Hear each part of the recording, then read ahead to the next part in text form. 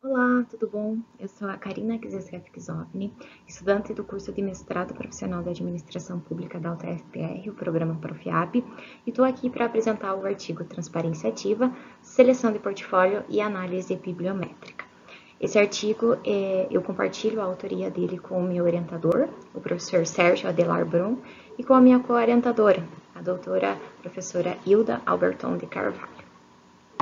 Essa apresentação segue a recomendação do Congresso, então vão ter os pontos introdução, objetivos, metodologia, revisão bibliográfica, resultados de discussão, considerações finais e referência bibliográfica.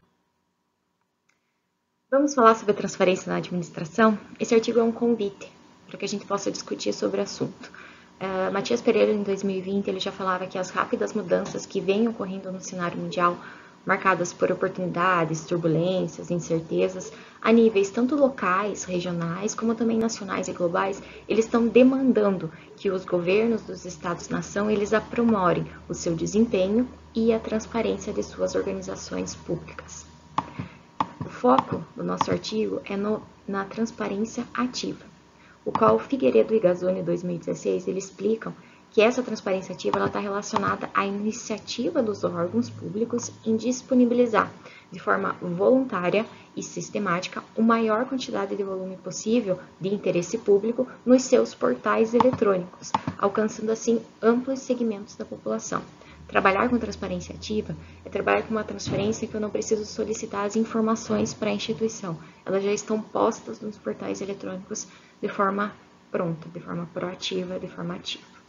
O problema norteador, então, do artigo é o seguinte: será que existe produção acadêmica que permite a construção de um portfólio bibliográfico básico sobre transparência ativa para fins de definição de agendas de pesquisa futuras? É isso que a gente se busca. Por isso que o objetivo, então, é construir um portfólio bibliográfico atualizado sobre transparência ativa e realizar a sua análise bibliométrica. Em termos de metodologia, foi utilizado o método Pronuncie, utilizando-se a título de referência, a pesquisa, o trabalho de Azevedo e Ansley, 2020. Essa pesquisa ela foi realizada em janeiro e fevereiro de 2025. O artigo vai apresentar a primeira etapa, que é a seleção de portfólio, e a segunda etapa, que é a análise bibliográfica.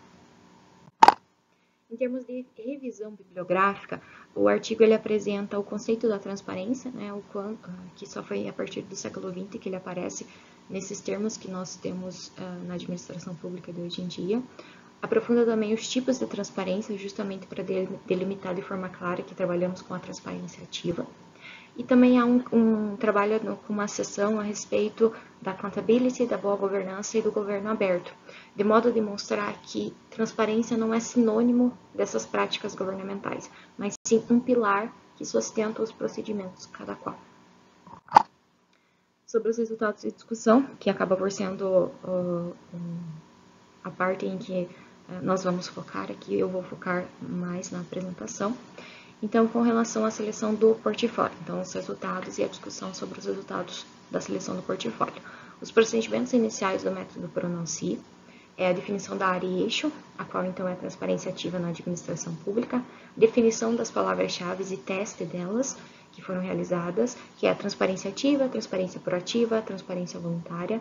Também foi utilizado as palavras nas buscas, as palavras em inglês. O conector lógico é o WOR. Em termos de base foram utilizadas 3, então Web of Science, Scopus e Cielo, e os períodos da publicação foram dos últimos 5 anos, ou seja, de 2020 até 2024.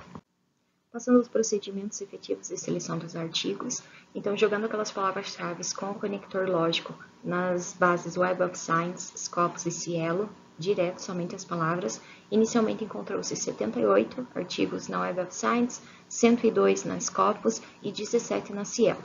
Aplicando na sequência, então, os filtros dos períodos, o tipo do documento como artigo e o acesso do tipo aberto, esses resultados eles foram filtrados e resultou em 27 artigos da Web of Science, 27 da Scopus e 11 da Cielo. Esses 65 artigos, então, foram exportados para o EndNote Online e, na sequência, foram removidas as duplicadas, o que resultou em menos de 18 artigos. foi feita a leitura na sequência e a exclusão, a leitura somente dos títulos, tá? E então a exclusão dos não alinhados com a pesquisa, que resultou em menos 14. Então a base ficou de 33 artigos nessa etapa. O segundo processo é fazer um filtro por reconhecimento científico segundo o método Pronosci. Então, dessa base de 33 artigos, é feito o levantamento do número de citações no Google Acadêmico. E depois é feito o somatório das citações de todos esses artigos. O total foi 195. E de acordo com o método Pronosci e a orientação de Azevedo e Eslin, o corte é de 85% que deve ser utilizado. E foi assim seguido. A partir do corte, então, o número de artigos com maior ou igual a 5 citações é que passam a compor esse grupo A de artigos de reconhecimento significativo, que no caso meu aqui foi de 10 artigos. Depois, esses 10 artigos é feita a leitura dos resumos deles, e que no caso aqui um foi excluído. E com isso o grupo A fica com 9 artigos. Aí o método passa por umas etapas de repescagem daqueles que não estão no grupo A, dos artigos que não estão no grupo A. Então, a repescagem grupo B, eu pego os artigos que foram excluídos do grupo A e eles são reanalisados. Então, eu vou considerar agora os artigos que foram excluídos do bloco A, mas que foram publicados nos 2 últimos anos da minha pesquisa, que seria 2023 e 2024. Com isso, eu resgato 13 artigos. Desses 13 artigos, eu faço a leitura dos resumos e 2 são excluídos. E com isso, o grupo B da repescagem fica com 11 artigos.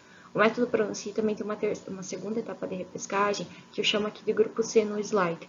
Nesses, eu vou pegar os autores, os artigos que foram excluídos já, mas que são autores que estão no grupo A ou que estão fora do grupo A e do grupo B. Com isso, pelo nome do autor, que consta no A, mas que foi excluído, eu consigo resgatar mais um artigo nessa repescagem, o qual eu faço o resumo. Eu faço a leitura do resumo, e como ele está alinhado, mantém-se. Então, esse grupo C final, ele fica como um artigo. Somando-se, então, esses 3 grupos do procedimento de seleção, eu tenho uma base refinada de 21 artigos. Depois desses selecionados esses 21 artigos, eu passo, então, a leitura integral dos documentos, no quais 2 acabam por ser excluídos por não estarem alinhados, e o portfólio final se apresenta com 19 artigos.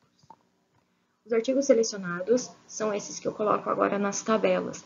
Por conta do curto prazo aqui que a gente tem para apresentação, então eu vou apenas passar as tabelas com os nomes dos autores, os nomes onde são os periódicos que foram publicados, bem como o número de citações para vocês, conforme segue-se aí na tela. A última coluna também contém, então, o número de citações com base no Google Acadêmico e o ano de publicação também. A análise bibliométrica. Então, o grau de relevância dos periódicos no método Pronosci, ele verifica a quantidade de periódicos que são citados, então, nesses 19 artigos selecionados, mas também você vai verificar as referências desses artigos. E na referência desses artigos, você vai verificar também quantas vezes esses mesmos portfólios são citados. Com base nisso, você faz um cruzamento de informações e aqueles que ficarem acima de 80% no nível de corte é que vai ser o seu periódico de destaque. Nessa pesquisa aqui, que se está sinalizado ali no gráfico como a letra A, é o periódico profissional de la información que tenham qualis A1. Acerca do reconhecimento científico dos artigos, que é uma outra análise que é feita, a gente busca identificar, então, qual que seria o artigo de destaque, já que o periódico eu já identifiquei. Nesse caso, é verificado o número de citações por artigos, utilizando-se do Google Acadêmico para essa métrica, e é também verificado, em paralelo, a quantidade quantas vezes os artigos são citados entre eles, então, entre aqueles 19, quanto eles são citados. Depois é feito o cruzamento dessas informações e aquele artigo que tiver no percentual de corte de 80%, naquele quadrante de corte, ele é o artigo de destaque. Nessa pesquisa aqui, nós tivemos um resultado frustrado porque não foi possível identificar, não houve nenhum artigo que se enquadrasse nesse nível de corte de 80%. Por isso, então, que eu mostro aqui no slide, então, os 3 primeiros artigos que tiveram um número de citações maiores, e ali lá no canto direito do slide eu mostro quais foram os artigos que houveram citações entre si, que foi muito pouco. né, o que acabou comprometendo então essa questão do corte de 80%. A terceira análise que se faz é com relação à relevância dos autores, né? Existe um autor de destaque? É possível identificar? O método também, então, ele trabalha, primeiro pega o nicho ali dos 19 artigos, né, que é o meu portfólio oficial, verifico quantos artigos desses são de cada autor. Depois, com base nas referências desses 19 artigos, eu vejo quantas vezes esse mesmo autor é citado nas referências.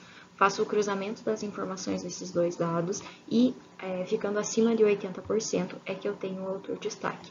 Na pesquisa em análise aqui, quem se destacou foi o autor Curto Rodrigues, que está indicado ali como a letra A do gráfico, né, que ultrapassou os limites de 80%, se destacando dentro do panorama geral.